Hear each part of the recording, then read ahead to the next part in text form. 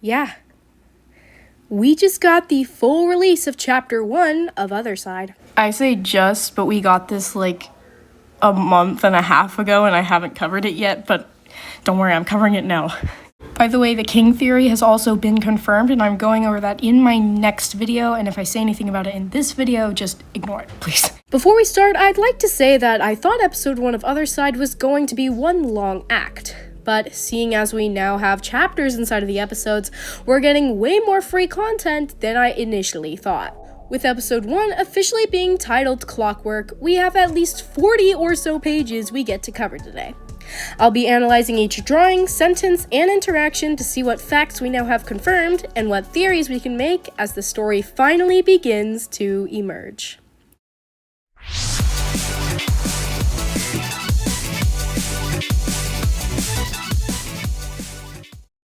The gist of Chapter 1 is basically introducing Dan and George as the main characters, finding each other in a place called Personal Paradise. Personal Paradise is a place explained in AdamAppled's most recent short, which I have not covered in a video yet since it was just made to explain this place and to tell us that the first few pages of Otherside have been released. Anyways, Personal works pretty interestingly. Depending on your traits, personality, and creativity level, it will present itself as basically an imaginary world for you. So for Dan, he's a writer, and his inspiration and creativity levels are pretty high. So Personal appears as a peaceful place he can hang out at, including a treehouse and hammock, which I'm pretty sure he built the hammock himself. For George, who appears a bit later, Personal appears dark and less cheery for him. This is because George is not nearly as creative and open-minded as Dan, and he's more on the logical side of things.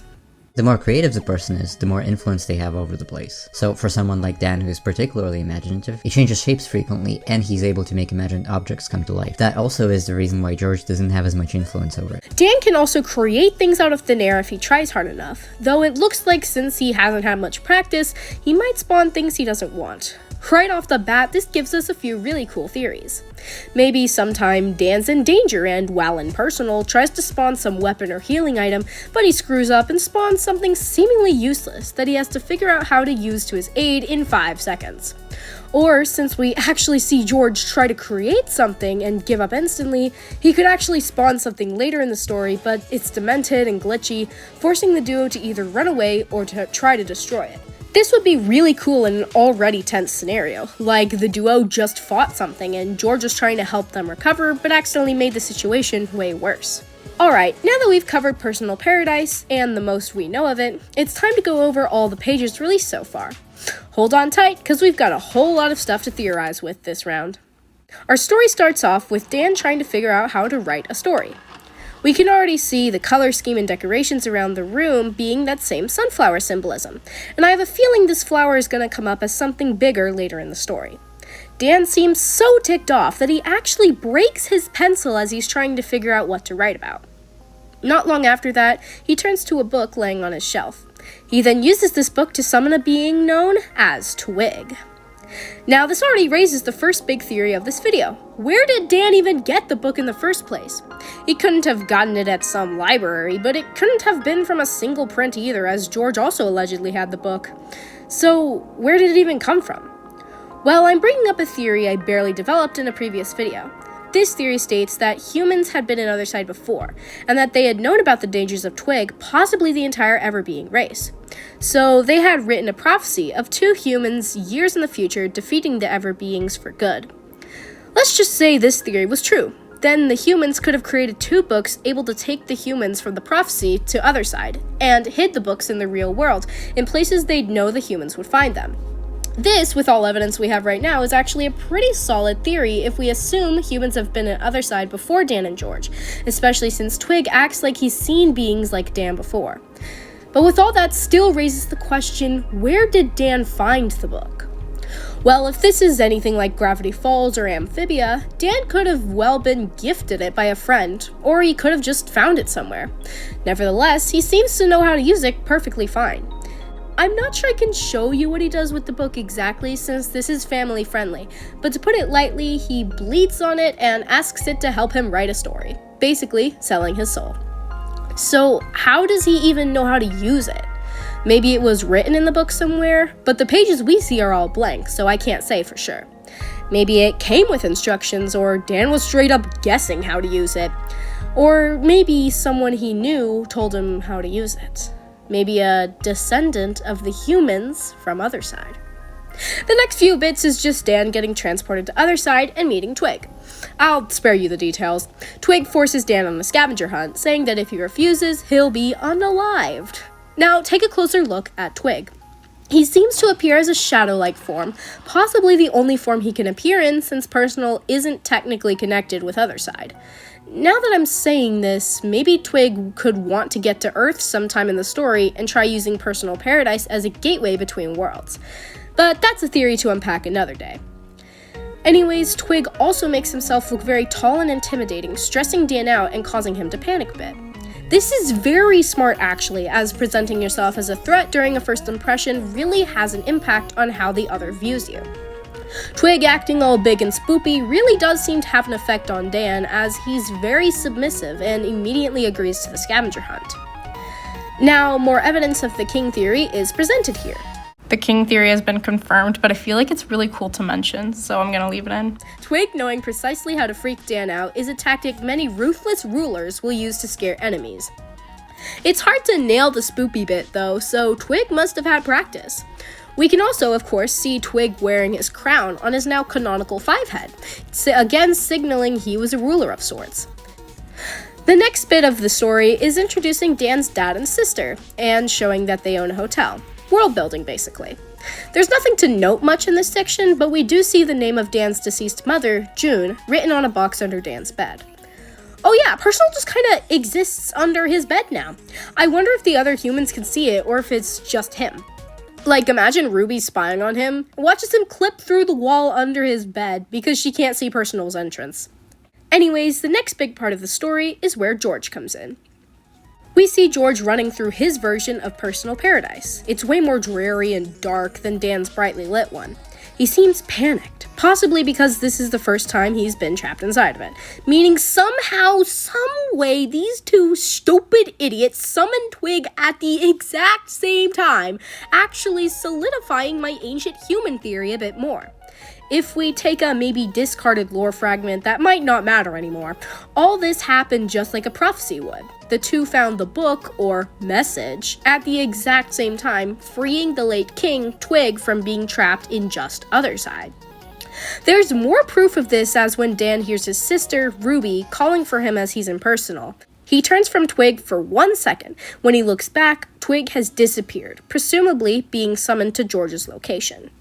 While George's reason for selling his soul remains foggy and undetermined as viewers, we might get to see what he did and why soon, as he refuses to tell Dan anything at first, and Dan says, "You don't have to tell me now," implying he'll get George to tell him later. Also, if George wants his wallet back, he has to meet Dan again. The next few scenes definitely show us that George is more logical and tries to stick with things that make sense, while Dan accepts everything magical immediately.